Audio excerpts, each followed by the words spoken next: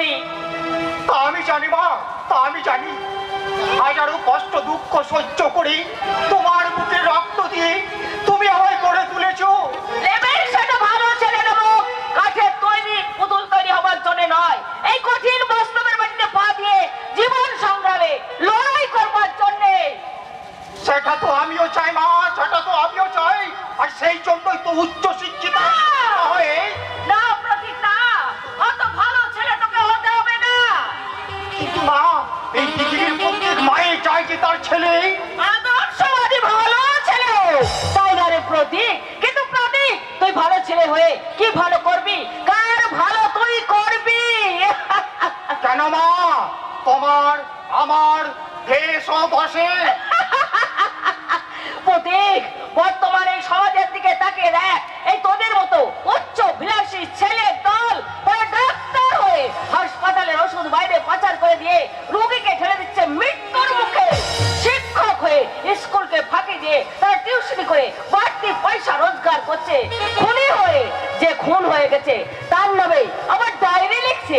এই তো ভালো ছেলেদের নমুনা রে প্রতীক। এই সমাজের সকল শিক্ষিত ছেলেই বেঈমান বিশ্বাসঘাতক নয় মা, তার ব্যতিক্রম তো আছে। তুমি কি আমাকে সেই ব্যতিক্রম ভাবতে পারছো না?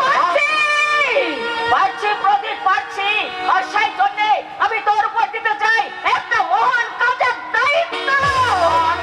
হ্যাঁ, মহান কাজ, যে কাজের দায়িত্ব পালন করতে তোকে প্রয়োজন হলে আমাকে মাতাল অন্তহীন হতে হবে, এমনকি মানুষও খুন করতে। হ্যাঁ প্রতীক, হ্যাঁ ঠিক তাই। তাহলে ছোট থেকে সেভাবে আমায় কেন করে তুললে না? কেন তুমি পরের বাড়িতে ঝিগিরি করে আমায় লেখাপড়া শেখালে? কেন তুমি আমার ভালোর জন্য নিজের দু চোখে অশ্রু ঝরালে? সে অশ্রু আমি নিজের হাতে মুছে ফেলবো প্রতীক, কিন্তু আমার দু চোখে যে প্রতিশোধের আগুন জ্বলছে সেই আগুনের বাড়ি সিঞ্চন করতে হবে তোকে। প্রতিহিংসার আগুন, কিন্তু কার উপর? কিসের জন্য তোমার এই প্রতিহিংসা? বলবো বলবো বাবা, একদিন আমি তোকে সব বলবো, কিন্তু আজ নয় রে প্রতীক, আজ নয়। কিন্তু আজই বা নয় কেন মা, আজই বা নয় কেন? এই বুকের মধ্যে প্রতিশোধের আগুন জ্বেলে দিয়ে আজ তুমি কেন নীরবে থাকতে? আজ তোমাকে বলতে হবে মা, কে সে নারকীয় শয়তান যার জন্য তুমি রাতের পর রাত না ঘুমিয়ে চোখের জলে বুক ভাসিয়ে। মাগো, তা আমি জানি, আমি সব জানি। নিজের মনকে হাজারো প্রশ্ন করি, সেদিন আমি কোনো উত্তর পাইনি মা।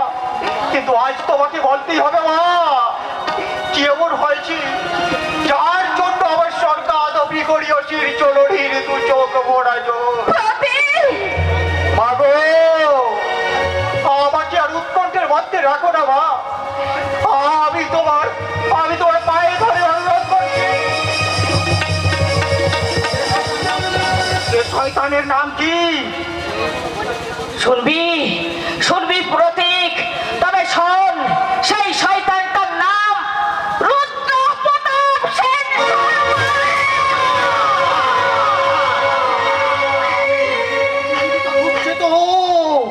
বাতাস, তুমি তোমার গতি বন্ধ করে দাও। সূর্য, তুমি অগ্নি বৃষ্টি করে এই নোংরা কুচ্ছিত পৃথিবীটাকে ধ্বংস করে দাও, যেখানে রক্ষক হয়ে ভক্ষক হয়ে মানুষের সুখ শান্তি গ্রাস করে। তুই শান্ত হ বাবা, তুই শান্ত হ, তুই শান্ত হ। কিন্তু শান্ত ছিলাম মা, এবার হয়েছে অশান্ত হওয়ার পালা। কিন্তু তার আগে বলো মা, ওই মানুষটা শয়তানের কীর্তি কলা। আমি নিশ্চয়ই বলবো,